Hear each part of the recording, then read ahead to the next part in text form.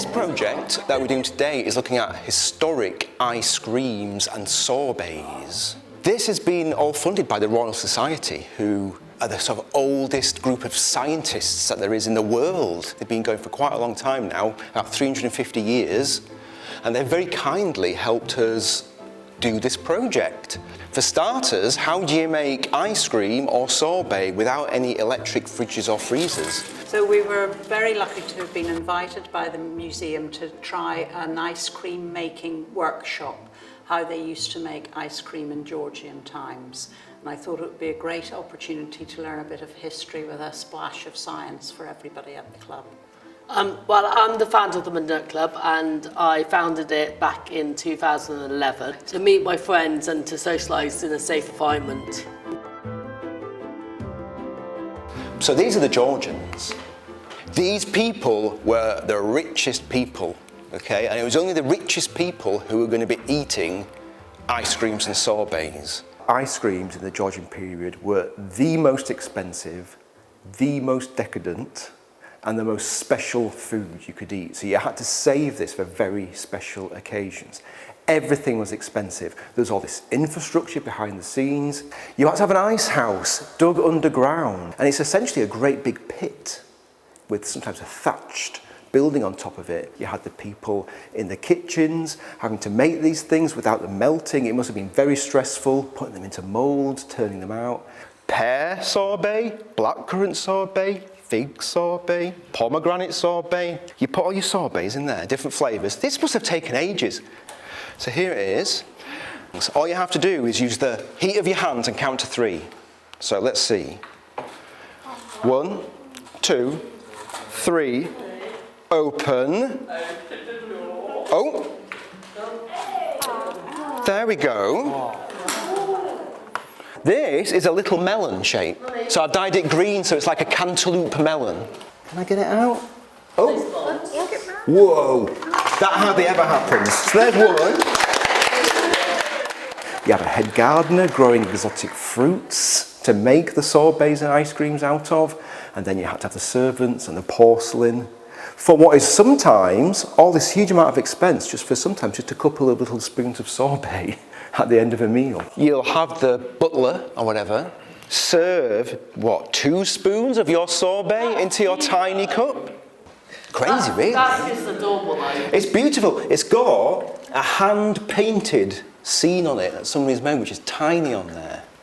So it's really important to welcome community groups in and different types of groups in that maybe don't normally visit museums. It welcomes them to a different environment and introduces them to the collection here, and the idea that they can go to museums, that museums are for them, and that there are different activities they can be involved in. They bring to it such a joy and openness for learning as well. I like anything historical, and I like anything to do with porcelain and the cups and the history of it as well, yes. Today we're going to make 2 ice creams that are a bit different, but not too different, okay?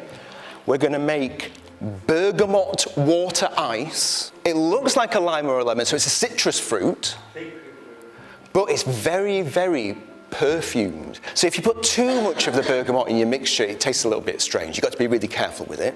And then we're going to make tamarind ice cream.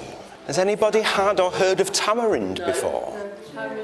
250 years ago, this very strange ingredient people were putting in their ice creams. We're going to give you 2 big bowls and 1 little bowl. So here's some crushed ice. What we'll do is we're going to put some in 1 big bowl. You put 2 nice big spoons of salt in each one on the ice, and you'll be able to hear it cricking and crackling as it melts. The scientific process behind making ice cream in the Georgian period is adding salt to ice. It might not sound very important, but salt disrupts the molecules in ice and forces it to turn into water. That requires energy to do, so the temperature drops. And you can get to about -20 degrees. It's called an endothermic reaction, a reaction that makes things colder. This is the tamarind ice cream. It looks like delicious chocolate custard, but it's not. So that sits in there, and then that sits in there. That's it. And then we've just got to let things just sort of cool down. Do you know what I might do is with your spoon there, just give that a bit of a stir.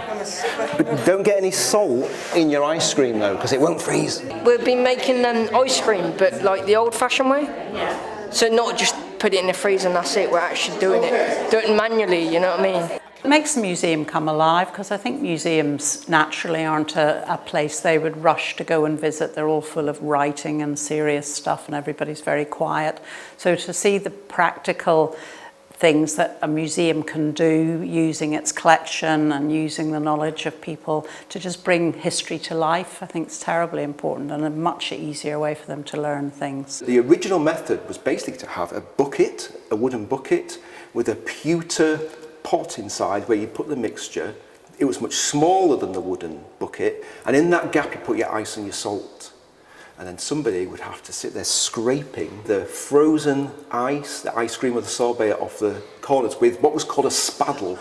Difficult to do, but not impossible, because in fact we've recreated this original method with the workshop today, but people were just using bowls and spatulas. It's been pretty successful, which is great because we've been making flavours that aren't familiar. And what I've been really, really happy with is everybody who's got involved has been really up for trying these, what sounds like unusual historical flavours. So it's been really exciting, and hopefully they've learned quite a few things too. Yeah, it's all right, isn't it? I ate some ice cream and it's really nice. Nice because it was cold. The sorbet was nice and melts in your mouth quickly. And then the ice cream one was also nice because it tasted a little bit like caramel. I know a little bit about history because of my mum, but I've never studied the Georgian period, so it was quite a different take today. We've got our art exhibition coming up in August called Assume We Can. So this was a very good thing, so we'll have photos from this put up because we can say, assume I can make ice cream and maybe I will. Yeah, sometimes people can underestimate people with learning disabilities and think that we're not capable. And the truth is? We are. We've taken this project to several youth groups in the area, so over to Malvern and then more locally over to the Horizon Centre.